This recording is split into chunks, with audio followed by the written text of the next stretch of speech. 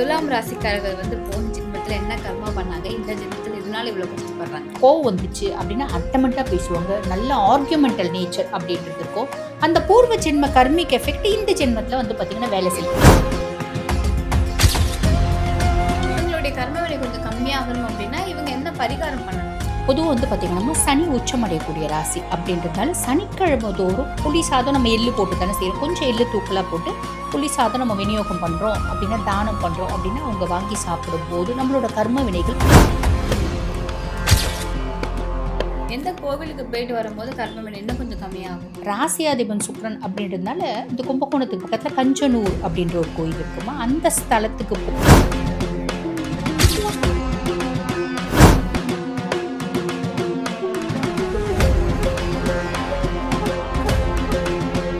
Focus ஆன்மீகம் நேயர்களுக்கு அன்பார்ந்த வணக்கம்.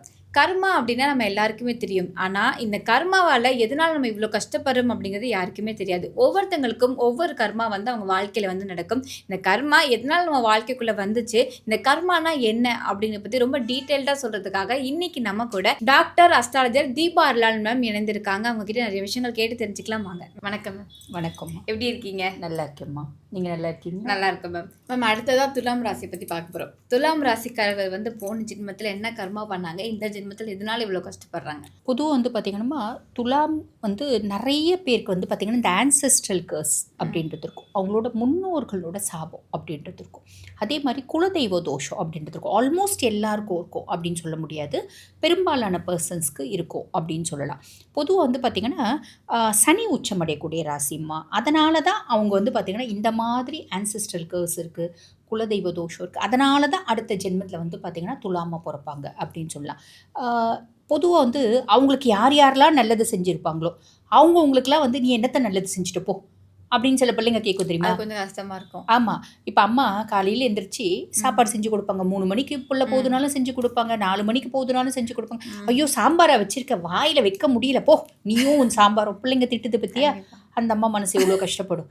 நான் 3 மணிக்கெலாம் இருந்து செஞ்சேன், இன்னும் 3 மணிக்கு செஞ்சேன் 3 மணிக்கு செஞ்சேன்னு பெருசாக சீன் போட்டுருக்கேன். உன் கடப்பு நீ செஞ்ச, எல்லாமும் செய்யணும்னு ஏதாவது இருக்கான்னா? இல்லையே. இந்த அதாவது எத்தனை அம்மாக்கள் சாப்பாடே செஞ்சு தராமல் உட்காந்துட்டு இருக்க அம்மாக்கள் எத்தனையோ நம்ம பார்க்குறோமா இல்லையாம்மா? அப்போ பெத்த தாயினா இதெல்லாம் உழுந்து செய்யணும்னு ஏதாவது கடமை இருக்கா, ஏதாவது அவசியம் இருக்கா? இல்லையே. அப்படி இருக்கும்போது இன்னும் நீ பெத்துக்குன நீ தான் செய்யணும் அப்படின்னு சொல்லுவாங்க பார்த்தீங்களா? பெத்துக்குனா செய்யணுன்றது இல்லை, பெத்துக்குனா தூக்கி போட்டு போயினே கூட இருந்துடலாம். அந்த மாதிரி எத்தனை பேர் தூக்கி போட்டு எத்தனை குழந்தைங்க அனாதையாக இருக்குது. அதையும் மீறி செய்கிறாங்க அப்படின்போது செஞ்சதில் என்ன நல்லது இருக்குது அதை பார்க்கணும். செஞ்சதில் குத்தம் அப்படின்றது கண்டுபிடிக்கூடாது. பூர்வ ஜென்மத்தில் நிறைய குத்தம் கண்டுபிடிச்சது புரியுது. நீ என்னத்தை செஞ்சிட்ட போ, நீ எல்லாம் இப்படி தான் அப்படி தான், சாம்பாரை வச்சுருக்க வாயில் வைக்க முடியல அப்படின்ற மாதிரிலாம் சில சொல்லுவாங்க பார்த்தீங்களா? இந்த கர்மிக் எஃபெக்ட் எல்லாம் அடுத்த ஜென்மத்தில் வரும். இப்போ நிறைய பேர் யோசிப்பாங்க, அப்போ பேசவே கூடாதாட்ட இருக்கடா சாமி அப்படின்னு. இவங்க அந்த மாதிரி கர்மிக் எஃபெக்ட் இருக்கிறதுனால தான் துலாமில் பிறந்திருப்பாங்க. துலாமை பொறுத்த வரைக்கும் ராசியாதிபன் சுக்கிரனாக இருந்தாலும் சனி உச்சமடையக்கூடிய ராசி, சனி உச்சமடையக்கூடிய ராசியில் மட்டும் நம்ம பிறந்துட்டோம், சனியினோட ராசியில் மட்டும் நம்ம பிறந்துட்டோம் அப்படின்னம்மா நீ செய்கிற கெட்டதுக்கு உடனே உடனே உடனே உடனே பிரதிபலிப்பு அப்படின்றது வந்துடும். புரியுதாம்மா? நம்ம சுய ஜாதகத்தில் சனி தசை நடக்குது அப்படின்னாலும் அப்பா நான் நடக்கும்போது கூட பார்த்து தான்ப்பா நடக்குவேன். நான் யாராவது லிஃப்ட்டில் 4 பேர் தான் 5 பேர் தான் ஏறணும், ஒரு வயசானவங்க இருக்காங்க, நான் போய் ஏறிட்டேன், அவங்க நிற்கிறாங்க, நான் வெளியே வந்துடணும். மீதி பேர் வெளில வராங்களோ வரலையோ அதை பற்றி கவலை இல்லை, நான் வந்துடணும். பாவம் அவங்களால முடியல, அவங்க போட்டோம் அப்படின்னு விட்ற அப்படின்னா நீ நல்லா இருப்ப, நான் போவேன் அப்படின்னா அங்கே பார்த்தீங்கன்னா போகிற வேலை நடக்காம போயிடும். ஏன்னா சனி உச்சமடையக்கூடிய ராசி அப்படின்றதுனால நான் எப்பயுமே பர்ஃபெக்டாக இருக்கணும். பர்ஃபெக்ஷனிஸ்ட்ன்ற ஒத்த வார்த்தை துலாமுக்கு தாம பொருந்தும். அந்த அளவுக்கு பர்ஃபெக்ட் பர்சனாலிட்டிஸ். அந்த பூர்வ ஜென்ம கர்மிக் எஃபெக்டை இவங்க இப்போ எப்படி அனுபவிப்பாங்க அப்படின்னா எல்லாமே கரெக்டாக இருப்பாங்க. பொதுவாக காலபுருஷனுக்கே 7ஆம் பாவம். எப்பயுமே லைஃப்பில் இருக்க இம்பேலன்சஸை சரி பண்ணிகிட்டே இருப்பாங்க.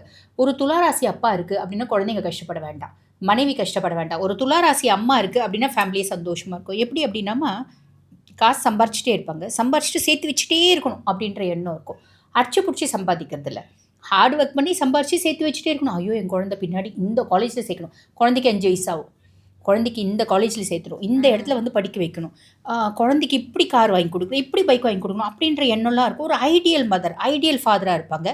ஆனால் பின்னாடி அவங்க எதாவது சொல்கிறாங்க அப்படின்னு வச்சுக்கோங்களேன், அம்மா வேற ராசி, அம்மா சப்போர்ட் பண்ணுறாங்க, அப்பா ஸ்ட்ரிக்டாக இல்லை கண்ணு இப்படி தான் பண்ணணும் அப்படி தான் பண்ணணும் அப்படின்னு சொல்கிறாங்கன்னா எல்லாம் செய்வாங்க. இவங்களோட பேசுவாங்க, எக்ஸலண்ட்டாக பேசுவாங்க. எப்படி பேசுவாங்க அப்படின்னா, வெட்டு 1 துண்டு 10 அதுதான் துலாம்னோட பேச்சு. கோவம் வந்துச்சுன்னா அட்டமெண்ட்டாக ஆர்கியூ பண்ணுவாங்க. இவங்க ஒத்த கோவத்தில் எல்லாம் பிள்ளைங்கலாம் சொல்லும். எங்கள் அம்மா ஐடியல் மதரு, எங்கள் அப்பா அப்பா எங்கள் அப்பா இருக்குது, எங்கள் அப்பா பார்த்தாலே எனக்கு ஆவறதில்லப்பா, எங்கள் அப்பா இருக்கிறாருன்னா நான் வீட்டுக்கு லேட்டாக தான் போவேன் அப்படின்லாம் சில பிள்ளைங்க சொல்லும் பார்த்தியா. அது வந்து துலாமை நிறைய பேர் சொல்லுவாங்க. காரணம் என்ன அப்படின்னா, இவர் எவ்வளோ செஞ்சாலும் அவங்களுக்கு அதனோட வேல்யூவே தெரியாது. இவர் பேசிடுறதுனால கோவம் வந்துச்சு அப்படின்னா அட்டமெண்ட்டாக பேசுவாங்க. நல்ல ஆர்கியூமெண்டல் நேச்சர் அப்படின்றது இருக்கும். அந்த பூர்வ ஜென்ம கர்மிக் எஃபெக்ட் இந்த ஜென்மத்தில் வந்து பார்த்திங்கன்னா வேலை செய்யும் அப்படின்னா. பிள்ளைங்க சொல்லும், என்னத்தை நீ பெருசாக செஞ்சுட்டேன், நான் செஞ்சுட்டேன், நான் ஸ்கூலுக்கு நடந்து போனேன், எவ்வளோ தூரம் நடந்து போய் நான் ஸ்கூலுக்கு போனேன், உனக்கு கார் வாங்கி கொடுத்தேன்ற, உனக்கு டிரைவர் போட்டு கொடுத்தேன்ற, உங்கள் அம்மா வீட்டில் வசதி இல்லை அப்படி போனாங்க, இப்போ நீ வசதியாக தானே இருக்க, எனக்கு செய்ய முடியும், வேறு யாருக்கு செய்ய போகிறேன் அப்படின்லாம் சில கேட்பாங்க. பற்றி அப்பா தயவு செஞ்சு உங்கள் கதையை மட்டும் சொல்லாதப்பா அப்படிவாங்க குழந்தைங்க. இதெல்லாம் வந்து துலாம் அனுபவிப்பாங்க. அந்த பூர்வீக் ஒரு எஃபெக்ட் வந்து பார்த்திங்கன்னா இந்த ஜென்மத்தில் குழந்தைங்க பெருசாக அஃபெக்ஷனாக இருக்க மாட்டாங்க. அதே மாதிரி என்ன செஞ்சாலும் நீ என்னத்தை செஞ்சிட்ட அப்படின்னு கேட்குறது, பெருசாக இவங்க செய்யறதுக்கான ஒரு வேல்யூ ஃபேமிலி மெம்பர்ஸ்க்கு கிடைக்காது அப்படின்லாம். ஃபேமிலி மெம்பர்ஸ்க்கு தெரியாது, கிடைக்காதும் போது இவங்களுக்கு கிடைக்காது, ஃபேமிலி மெம்பர்ஸ்க்கு தெரியாது அப்படின்லாமா. இந்த ஒரு விஷயத்தை இவங்க அனுபவிப்பாங்க. அதே மாதிரி அந்த ஆன்செஸ்ட்ரல் கர்ஸ் இருக்கிறதுனால நிறைய பேருக்கு இருக்கும். அவங்களோட அந்த பித்ருக்கடன் அப்படின்றது இருக்கும், பித்ரு தோஷம் அப்படின்றது இருக்கும். அந்த பித்ருக்கடனை இவங்க சரி வேற செய்யணும். சரி வேற செஞ்சு அமைதியாக இருக்காங்க அப்படின்னாலே போதும். நீ செய், என்ன வேணால் செய். உன்னே ஒன்று துலாம் புரிஞ்சுக்கணுமா, நான் எல்லாத்தையும் செய்கிறேன், பெருசாக உன்னை இப்படி இருக்கணும் அப்படி இருக்கணும் இப்படி தான் நீ செய்யணும் அப்படின்லாம் நான் சொல்ல மாட்டேன். நான் பர்ஃபெக்ஷனிஸ்ட் தான். உன்னை பர்ஃபெக்ஷனிஸ்ட்டாக மாற்றுறதுக்கு நான் ட்ரை பண்ண மாட்டேன். ஓகே. துலாம் கிட்ட ஒரு கேரக்டர், வீட்டில் 5 பேர் இருக்காங்கன்னா 5 பேரையும் பர்ஃபெக்ட் பர்சனாலிட்டியாக மாற்றணும்னு ஆசைப்படுவாங்க. அது ஆகாது. 5 விரலுமே ஒன்றா இருக்கிறது இல்லை. அப்போ நான் நினைக்கிறத நான் செய்யலாம், நீ செய்ய முடியாது இல்லையா. அதை இவங்க புரிஞ்சுக்கினாங்க அப்படின்னாலே நல்லதுமா. Okay ma'am. இப்போ வந்து இவங்களுடைய கர்மவினை கொஞ்சம் கம்மியாகணும் அப்படின்னா இவங்க என்ன பரிகாரம் பண்ணணும்? பொதுவாக வந்து பார்த்திங்கன்னா சனி உச்சமடையக்கூடிய ராசி அப்படின்றதுனால சனிக்கிழமை தோறும் அன்னதானம் அப்படின்ட்டு செய்யலாம். அன்னதானம்ன்றது சாதாரணமாக செய்ய முடியாது. நம்ம வசதி இருக்குது அப்படின்னா கோயில்களில் அன்னதானம் செய்யலாம். இல்லை அப்படின்னா நம்ம புளி சாதம் சொல்லுவாங்க பார்த்தீங்களா, புளி சாதம் செஞ்சு பக்கத்தில் இருக்க கோயிலுக்கு மாதத்தில் ஒரு சனிக்கிழமை கொண்டு போயிட்டு நம்ம வரக்கூடிய பக்தர்களுக்கு அந்த புளி சாதம் கொடுக்கலாம். எள்ளு சாதம் கொடுக்கலாம். ஆனால் எள்ளு சாதம்லாம் கொடுத்தா இப்போ யாரும் வாங்க மாட்டாங்க. புளி சாதம் நம்ம எள்ளு போட்டு தானே செய்கிறோம். கொஞ்சம் எள்ளு தூக்கலாக போட்டு புளி சாதம் நம்ம விநியோகம் பண்ணுறோம் அப்படின்னா, தானம் பண்ணுறோம் அப்படின்னா அவங்க வாங்கி சாப்பிடும்போது நம்மளோட கர்ம வினைகள் பெருமளவு குறையறத பார்க்க முடியும். Okay ma'am. எந்த கோவிலுக்கு போயிட்டு வரும்போது கர்ம வினை இன்னும் கொஞ்சம் கம்மியாகும்? ராசியாதிபன் சுக்ரன் அப்படின்றதுனால இந்த கும்பகோணத்துக்கு பக்கத்தில் கஞ்சனூர் அப்படின்ற ஒரு கோயில் இருக்குமா, அந்த ஸ்தலத்துக்கு போயிட்டு அக்னீஸ்வரர் சுக்ரனை வழிபாடு பண்ணி, ஈசனை வழிபாடு பண்ணிவிட்டு, அக்னீஸ்வரரை வழிபாடு பண்ணிவிட்டு, அம்பிகையை வழிபாடு பண்ணிவிட்டு, சுக்ரனுக்கு அர்ச்சனை பண்ணிவிட்டு மொச்சை விளக்கு ஏற்றுறது அப்படின்றது இருக்குமா. மொச்சக்கொட்டை இருக்குது பார்த்தீங்களா, அதை வந்து பார்த்திங்கன்னா வெள்ளை துணியில் கட்டி விளக்கு ஏற்றுவாங்க. அது ஏற்றுறது மூலிமா இவங்களுக்கு வந்து பார்த்திங்கன்னா நிறைய நல்லது நடக்குமா. Okay ma'am. துலாம் ராசிக்காரர்கள் வந்து போன ஜென்மத்தில் என்ன கர்ம வினை பண்ணதுனால இப்போ கஷ்டப்படுறாங்க அப்படிங்கிற பற்றி சொல்லியிருந்தீங்க.